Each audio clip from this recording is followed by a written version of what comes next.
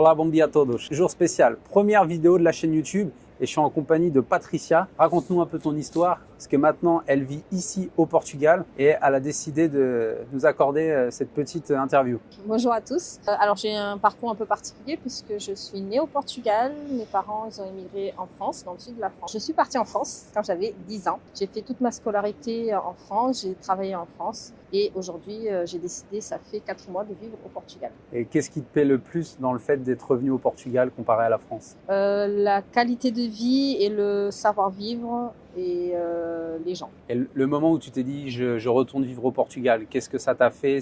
Quel était le déclic? Un ras-le-bol de la France? Alors c'est vrai que c'est un tout, c'était le quotidien qui me convenait plus et j'ai décidé de venir au Portugal en me disant peut-être que les choses vont changer. Effectivement, le quotidien est complètement différent. C'est une sensation de calme que j'avais plus en France et d'être en vacances, entre guillemets. C'est vrai que même en travaillant... C'est vrai, ça c'est vrai. Ici on est tout le temps en vacances.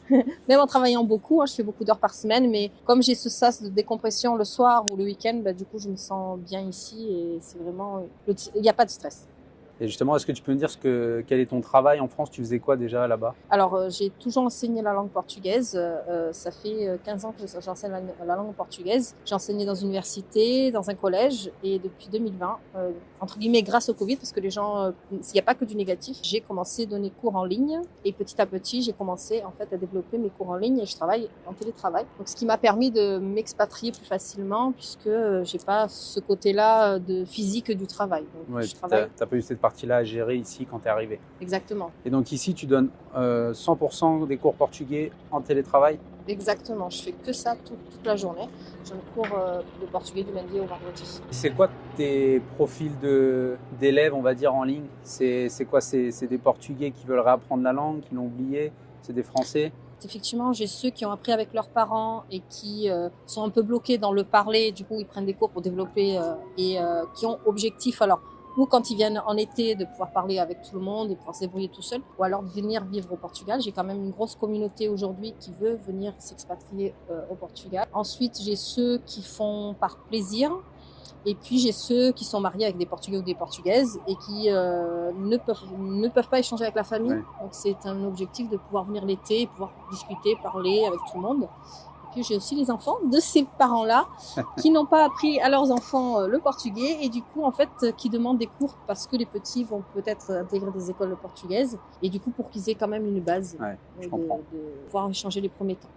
Même si le Portugal permet d'avoir un professeur de portugais, quand on arrive dans les écoles portugaises, ils ont quand même l'accessibilité d'avoir des cours de portugais en plus. Ça a été quoi les premières galères que tu as eues quand tu es arrivé? Est-ce qu'au niveau de l'administratif, ça a été? Est-ce que tu avais déjà fait des démarches en amont? Toi, tu avais déjà créé ton IF? Alors moi, j'avais déjà mon IF puisque je suis portugaise de base, donc sur ma carte d'identité, j'ai mon IF et j'ai aussi la sécurité sociale. Donc c'est des choses en moins à prévoir. Après, c'est vrai que ça fait 4 mois que je suis ici, donc les choses sont en cours. Je vais sûrement avoir besoin au niveau pour légaliser ma voiture, par exemple, savoir exactement par rapport aux impôts, déclarer les impôts ici. Comme j'ai une entreprise, c'est encore autre chose. C'est différent. Donc, toutes ces choses-là, en fait, sont en train de se mettre en place. Ce sont des choses que, effectivement, je vais avoir besoin d'accompagnement parce que c'est pas évident tout seul de se débrouiller, même si je parle portugais couramment, etc. Mais ce sont des choses très particulières. Il faut pas se tromper, en fait, pas avoir des soucis administratifs.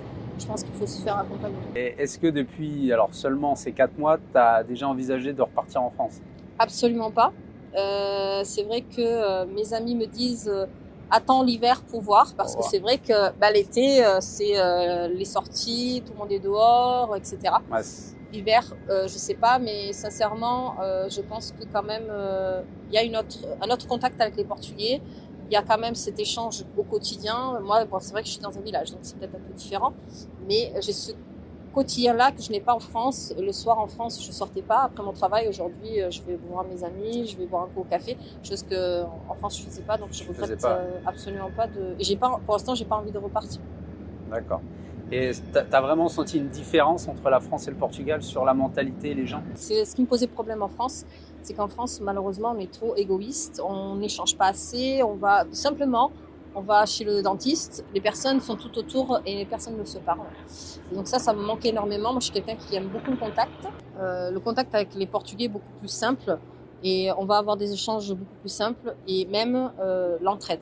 Moi, je suis dans un petit village où les gens, Je vous promets, je n'ai pas acheté de légumes ni de fruits depuis que je suis ici au Portugal. C'est vrai. Puisque mes voisins me ramènent la pastèque. En fait, j'arrive à la maison, j'ai plein de trucs en bas de ma porte. Donc ça, en fait, on n'a plus en France malheureusement, ou très peu. Ça existe encore, hein, mais très très peu, et ça me manquait énormément. Et voilà. Et franchement, même les amis, hein, je me suis refait des amis, et ces amis-là, je sais que je peux compter sur eux sans aucun problème. Le moment difficile pour toi, le plus dur depuis que t'es arrivé au Portugal, qu'est-ce qui te manque le plus? Qu'est-ce qui me manque le plus de la France? C'est une bonne question. Ma famille, peut-être, parce qu'en fait, mes parents sont restés là-bas, et mon frère et ma nièce. Ma nièce, elle a 6 ans, donc elle me manque énormément. En fait, c'est ça qui me manque le plus, puisque même s'il y a les réseaux sociaux, même si bon, ça comble quand même ce manque-là, mais ça me manque énormément. Ouais. Et quel a été le moment le plus joyeux depuis que tu es arrivé? Ah, c'est une bonne question. En fait, en gros, c'est le mois d'août pendant les fêtes, en fait. Ouais, toute l'ambiance portugaise comme on connaît, quoi. Exactement. Les fêtes, la bouffe. Exactement, la fête, la bouffe, les amis, sortir. Pour vous raconter, je me suis jamais couchée aussi tôt, aussi tard. Je sais pas, ici, quand on sort, on se rentre les 6h, 7h du matin. Facilement, on voit pas. Ouais, c'est ça qui est extraordinaire ici. Il y a une autre convivialité. Et puis les gens, en fait, ils arrivent. Vous connaissez pas, vous payez un coup à boire sans problème. Il y a pas de, ils viennent, ah mais qui tu es, qu'est-ce que tu fais là, etc. Il y a vraiment cet échange qui se fait plus facile. Qu'est-ce que tu aurais aimé qu'on t'explique à l'époque, et surtout pour ceux qui nous regardent, qu'est-ce que tu leur dirais pour ceux qui veulent venir s'installer ici au Portugal? N'hésitez pas. C'est pas parce que vous parlez pas bien le portugais, c'est pas parce que vous avez l'administratif. Aidez-vous et faites-vous aider comme avec Dylan. Je pense que c'est des petites étapes et n'ayez pas peur. Franchement, vous allez vous sentir beaucoup mieux. Je sais qu'il y a beaucoup de gens qui hésitent, sont là, je sais pas, est-ce que je fais le saut, est-ce que je fais pas le saut. Mais même, dites-vous que même si vous venez et que ça se passe mal, ce qui m'étonnerait, moi aussi. Mais faites-le. Alors, je sais que ceux qui ont des enfants, ils sont un peu réticents, mais moi, mes élèves qui sont expatriés, ils sont très, très contents de l'éducation au Portugal. Ils n'ont rien à voir avec la France. Les maîtresses à l'école sont beaucoup plus proches, peuvent faire des bisous, alors qu'en France, maintenant, c'est plus d'actualité. C'est vrai que ça, c'est une question qui revient souvent sur les réseaux, notamment les mamans. Il faut bien comprendre, ici, les enfants, ils sont hyper accompagnés au niveau de l'école. Il y a des jours même d'insertion où les mamans peuvent aller avec leurs enfants, voir comment ça se passe. Et voilà, même si il y a un enfant qui est français, on ne le met pas à l'écart, on le met vraiment et on l'aide à s'intégrer dans les écoles portugaises sans aucun souci. Oui, et puis vous n'ayez pas peur parce que les enfants s'adaptent très, très, très facilement. C'est eux qui s'adaptent le mieux, je pense, et qui apprennent le plus vite la langue. Ouais, souvent, c'est ça.